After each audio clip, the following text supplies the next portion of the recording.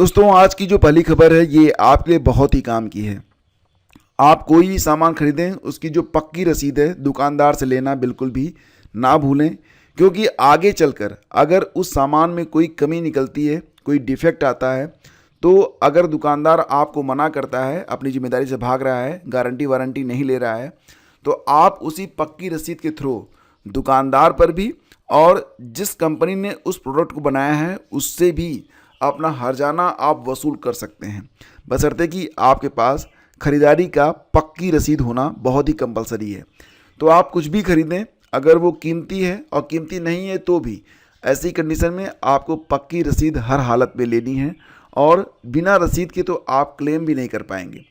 फिलहाल फ्रेंड्स, यहाँ पर जो कहानी निकल के सामने आ रही है बहुत ही शानदार है और आपके लिए एक सबक भी हो सकती है। पहली बात तो ये समझिए कि यहाँ पर कहानी ये है कि 5 साल पुरानी कहानी है। एक महिला ने एक दुकानदार से मोबाइल फ़ोन लिया और मोबाइल फ़ोन काम करना बंद कर दिया। महिला ने जब दुकानदार से शिकायत की तो मोबाइल को दुकानदार ने सर्विस सेंटर भेज दिया। सर्विस सेंटर पर उस महिला से पैसे की मांग की गई। कहा गया कि 32 रुपये लगेंगे। महिला पुनः आई दुकानदार के पास। उसने कहा कि ऐसा है कि 32 रुपये मांग रहे हैं, मैं 32 रुपये क्यों दूँ, जबकि हमारे पास गारंटी वारंटी की रसीद है। तो फिर यहाँ पर दुकानदार वाले ने उन्हें पुनः सर्विस सेंटर जाने को कहा। यानी कि एक तरीके से वो महिला इतना परेशान हो गई कि अंततः उसे उपभोक्ता फोरम का सहारा लेना पड़ा। इस पर पूरे 5 साल बाद सुनवाई हुई है, मतलब 5 साल तक सुनवाई चली और इस मामले में अब जाके फैसला आया है। फैसला बहुत ही शानदार है। ऐसा मत समझिए कि केवल नई मोबाइल मिल गई, ऐसा नहीं है। क्षतिपूर्ति के तौर पर 5,000 रुपये भी मिले हैं। तो आप अपने हक की लड़ाई जब लड़ते हैं ना, तो उसमें देर भले ही हो जाए, अंधेर बहुत ज़्यादा नहीं होती है। खैर 5 साल आपको जो है संघर्ष करना पड़ा वो अलग बात है, लेकिन ये नज़ीर है सभी के लिए। यानी कि अगर आप कोई भी सामान परचेज करते हैं, आपकी गाढ़ी कमाई उसमें लगी है और अगर गारंटी वारंटी कंपनी देने से भाग रही है, तो आपके पास अगर पक्की रसीद है खरीदारी की तो आप क्लेम कर सकते हैं और अपना जो सामान है उसको बदलवा सकते हैं। अगर देरी होती है मामले में तो देरी के लिए भी क्षतिपूर्ति आपकी की जाती है। इसमें क्या आदेश आया है कि महिला को नया मोबाइल मिलेगा, साथ ही साथ 5 साल तक महिला ने जो संघर्ष किया है क्षतिपूर्ति के रूप में उसे 5,000 रुपये और मिलेंगे। तो चलो भाई, कम से कम इससे एक सबक तो मिलेगा लोगों को कि अगर गारंटी वारंटी दे रहे हैं तो पूरा भी करना है, वो भाग नहीं सकते हैं। लेकिन जो कस्टमर हैं उनको भी ध्यान रखना पड़ेगा कि जब भी आप कोई सामान परचेज करें, पक्की रसीद भैया आप ज़रूर लें। अगर नहीं ले रहे हैं तो फिर आप कुछ नहीं कर पाएंगे। अगर दुकानदार ने कह दिया कि मैंने बेचा ही नहीं है तो बात ही ख़त्म हो जाएगी। तो इस प्रकार से आपको ये कहानी बहुत कुछ सिखा रही है कि जब आप कुछ खरीदें तो आप पक्की रसीद लें, और अगर आप दुकानदार हैं, कुछ बेच रहे हैं, तो अपनी जिम्मेदारियों का आप निर्वहन करें। अदरवाइज आगे चलकर आपके ऊपर दंड भी लग सकता है, जैसा कि इस कहानी में सामने आया है। और इस महिला के जीवट को मैं सलाम करता हूँ।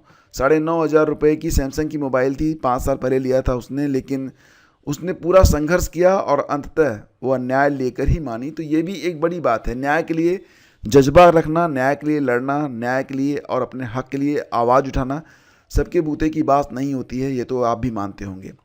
फिलहाल आगे बढ़ते हैं और देखो ये एक यहाँ पर न्यूज़ और भी है। 1.5 करोड़ का बेच दिया मोमोज। यहाँ पर अच्छे खासे पढ़े लिखे जो बच्चे हैं वो रोज़गार के लिए भटक रहे हैं इधर उधर, उनको नौकरी नहीं मिल पा रही है।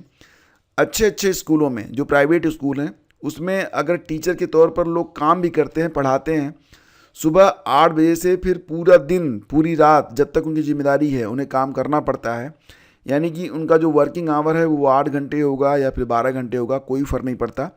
जो जिम्मेदारियां सामने आ जाती हैं उन्हें निर्वहित करना ही पड़ता है, उस पर काम करना ही पड़ता है उनको। सैलरी कितनी मिलती है आप वेल नोन है, बताने की ज़रूरत नहीं है। और कहीं कहीं 10,000 रुपये, कहीं कहीं 20,000 रुपये, कहीं कहीं 30,000 रुपये, इस प्रकार से सैलरी मिलती है। तो 10,000, 20,000, 30,000 आज के ज़माने में फ़िलहाल ये बहुत कम राशि मानी जाएगी। इससे जीवन चलाना काफ़ी मुश्किल होता है।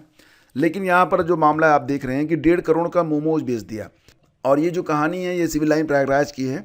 यहाँ पर एक मोमो की दुकान है और उस दुकान में इतनी जो है बिक्री होती है कि 10 महीने में 1.5 करोड़ रुपए के मोमोज बेच दिए उसने, लेकिन जीएसटी जमा नहीं किया। वहाँ जांच के दौरान मिले तमाम दस्तावेज देखने के बाद कारोबारी पर 5 लाख का जुर्माना लगाया गया है और भी फिलहाल अब इस पर जांच भी चल रही है। ऐसे दुकानदार जिनका जीएसटी रजिस्ट्रेशन नहीं है और बड़ा कारोबार कर रहे हैं उन्हें भी चिन्हित किया जा रहा है। तो मैंने देखा है कि फास्ट फूड की दुकानों पर सेल तो खूब होता है, और मतलब अगर वो दुकान अच्छी जगह पर है, आपने भी देखा होगा, तो वहाँ पर मतलब इतनी सेलिंग होती है ना कि जो दुकानदार होता है वो अपने सामान को दे नहीं पाता है, कस्टमर इतने ज़्यादा होते हैं। आप दिल्ली में रहते हो, प्रयागराज में रहते हो, बनारस में रहते हो, किसी भी बड़े शहर में रहते हो, किसी छोटे शहर में भी रहते हो, आपने देखा होगा कि वहाँ पर कोई न कोई एक फास्ट फूड की दुकान ऐसी होती है जो कि बहुत चलती है और वहाँ पर खाने वालों की भीड़ लगी रहती है। तो यहाँ कहने का मतलब ये है कि एक तरफ कुछ पैसे ऐसे हैं जो सम्मानित माने जाते हैं, उसमें लगातार जो है कंपटीशन बढ़ रहा है, अभ्यर्थी जो है दिन रात मेहनत कर रहे हैं, उसके बावजूद उनको जॉब नहीं मिल पा रही है, और अगर जॉब मिलती भी है तो वही होता है कि बहुत ही कम पैसा उन्हें मिलता है, जीवन निर्वाहित करना उनके लिए मुश्किल हो जाता है। दूसरी तरफ ऐसी दुकानें हैं जो कि प्रतिदिन मतलब लाखों रुपए कमा रही हैं और अपना टैक्स भी जमा नहीं कर रही हैं। मैं ये कह रहा हूँ कि भाई पैसे कमाना अच्छी बात है, लेकिन जो कर्तव्य का निर्वहन है यानी कि जो टैक्स वगैरह है वो भी आप जमा करिए और नियम से अच्छे से अपनी अपनी दुकान चलाइए, कोई बुराई नहीं है। और मैं तो उन लोगों से भी कहना चाहूँगा जिनके लिए पैसा एक समस्या है कि उनके पास पैसे ही नहीं हैं और वो फ़िलहाल अभी बहुत ही क्राइसिस यानी कि मनी क्राइसिस से जूझ रहे हैं, उनको भी ना विकल्प तलाशने चाहिए। मैं ये नहीं कह रहा हूँ कि आप मोमोज बेचो या फिर आप फास्ट फूड बेचो, लेकिन ना पैसे के बगैर ज़िंदगी चल नहीं सकती है। आप आसपास देखेंगे कुछ ऐसे सरल काम आपको मिल जाएंगे जहाँ पर पैसे अच्छे खासे हैं, आप उन कामों को करके भी पैसा अर्न कर सकते हैं, अपनी ज़िंदगी आप ठीक ठाक तरीके से चला सकते हैं और दूसरों पर जो आपकी निर्भरता है ना उसको आप कम कर सकते हैं। तो पार्ट टाइम काम के रूप में आप कोई भी काम करिए। देखो, सम्मान आपका जो ना बढ़ेगा जब आप आत्मनिर्भर रहते हैं, तो आपका सम्मान ना बढ़ता है। ऐसा नहीं होता है कि लोग ये कहेंगे कि आप ये क्या काम कर रहे हो, लोग ये कहेंगे कि ये बच्चा जो है ये बहुत ही स्वाभिमानी है, किसी से पैसे नहीं लेता और अपना काम और जो भी चीज़ जो भी काम आपकी पर्सनालिटी को सूट करे उसको आप तलाश लीजिए। मैंने देखा है कि आजकल आप दिल्ली में चले जाइए, लखनऊ में देखिए, आप प्रयागराज में देखिए, लोग होम ट्यूशन दे दे के अच्छी खासी अर्निंग कर रहे हैं और कम से कम अपना जो खर्च है ना उसको निकाल पा रहे हैं। तो मनी इज़ मैटर, मनी जो है मैटर करता है, ये चीज़ें ध्यान रखिएगा।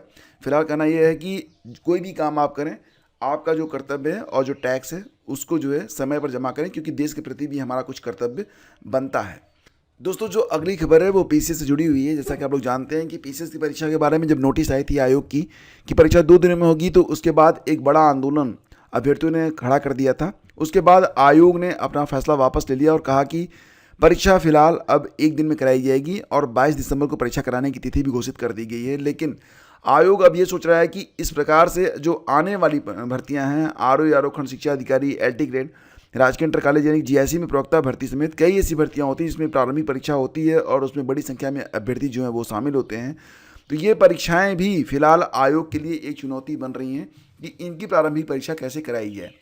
फिलहाल यहाँ पर मुझे लगता है कि अगर एक बार समाधान खोज लिया गया तो वो समाधान हर परीक्षा पर अप्लीकेबल हो सकता है।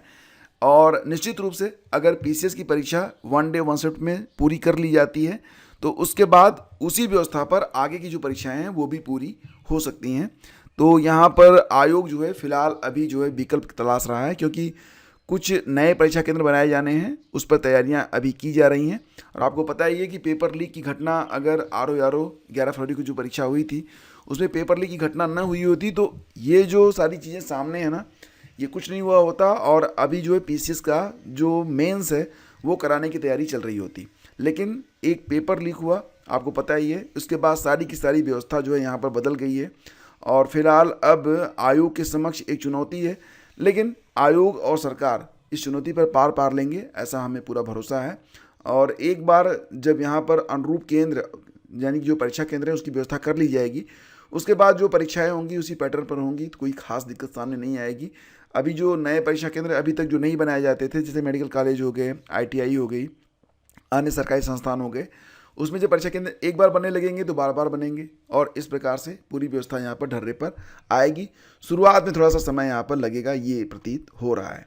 आगे बढ़ते हैं और देखो, यूपी बोर्ड की जो परीक्षाएं हैं ये 24 फरवरी से स्टार्ट हो रही हैं। कल तक पेपर में था कि 26 फरवरी के बाद शुरू होंगी, लेकिन 24 फरवरी को यहाँ पर पहला पेपर करवाया जाएगा और इसके लिए जो पूरा का पूरा कार्यक्रम है ना जारी कर दिया गया है। 12 दिन में परीक्षाएं समाप्त करवा ली जाएंगी यहाँ पर 24 फरवरी से लेकर 12 मार्च तक। यानी कि देखा जाए तो 12/6/18 दिनों में की पूरी परीक्षा जो है ये पूरी करवाई जाएगी और इसके लिए पूरी तैयारियां कर ली गई हैं। टाइम टेबल जो है आउट कर दिया गया है। बात यहाँ पर करते हैं अब LT ग्रेड के बारे में। तो LT ग्रेड में जैसा कि आप लोग जानते हैं कि पिछली भर्ती 2018 में आई थी। 2018 के बाद इसमें जो पद रह गए थे उस पर 2023 के जून जुलाई के महीने में अवशेष श्रेष्ठता सूची जारी की गई थी। लेकिन ये जो अवशेष श्रेष्ठता सूची जारी की गई, जो वेटिंग लिस्ट जारी की गई है, उसमें 475 अभ्यर्थी चयनित घोषित किए गए थे। इनको अभी तक नियुक्ति नहीं मिल पाई, जबकि इनका जो DV है, डॉक्यूमेंट वेरिफिकेशन किया जा चुका है।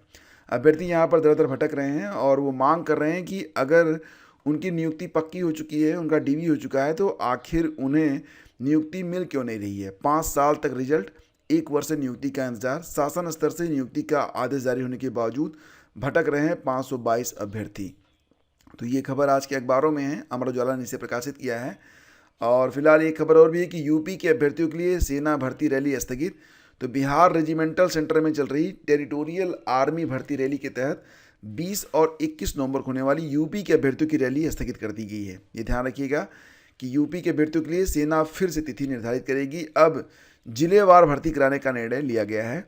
और सोमवार की शाम में ASP भानु प्रताप सिंह ने बताया कि भर्ती रैली अब कब होगी, जिसकी सूचना जल्दी दे दी जाएगी। तो ये बात यूपी के जो एस्पिरेंट हैं उनके लिए बहुत ही मायने रखती है। और साथ ही साथ देखो, रीट के लिए जो आवेदन है ये 1 दिसंबर से स्टार्ट होंगे।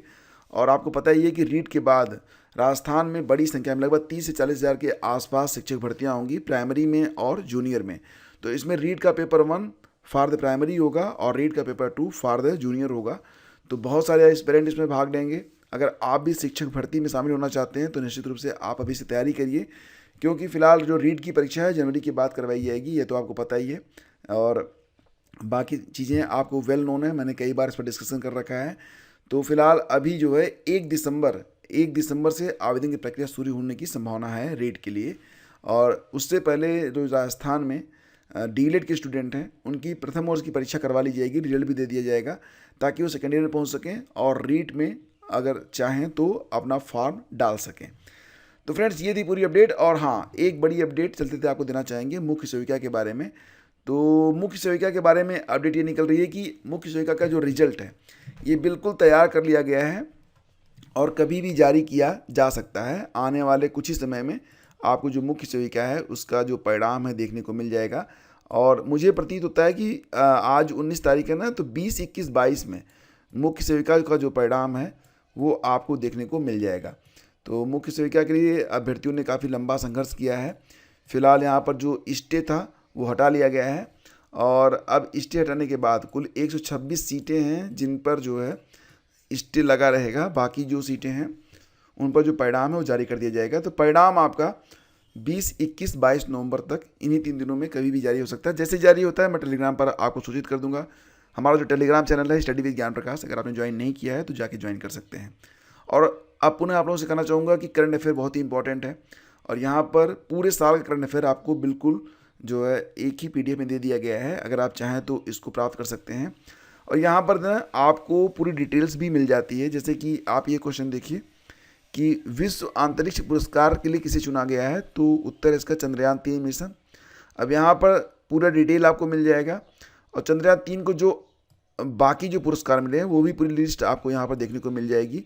तो आपको कहीं भटकना नहीं है, आप बार बार इसे पढ़ेंगे, आपका रिवीजन हो जाएगा और इसमें से कोई भी क्वेश्चन बने। ये अगला क्वेश्चन देखिए, चर्चा में रहा एक्सीप्लान इंडी ऐप का संबंध किससे है। तो ये देखो एक्सोप्लैनेट से है। इसके बाद डिटेल आपको दे दी गई कि एक्सोप्लैनेट क्या होता है और ये जो खबर है उसकी पूरी व्याख्या यहाँ पर दे दी गई है। तो इस प्रकार से ये काफ़ी अच्छी जो PDF है और ये आप डाउनलोड कर सकते हैं। इसका लिंक वीडियो के डिस्क्रिप्शन में दे दिया गया है। तो मिलते हैं आपसे अगले वीडियो में। आगे दीजिए, नमस्कार, जय हिंद।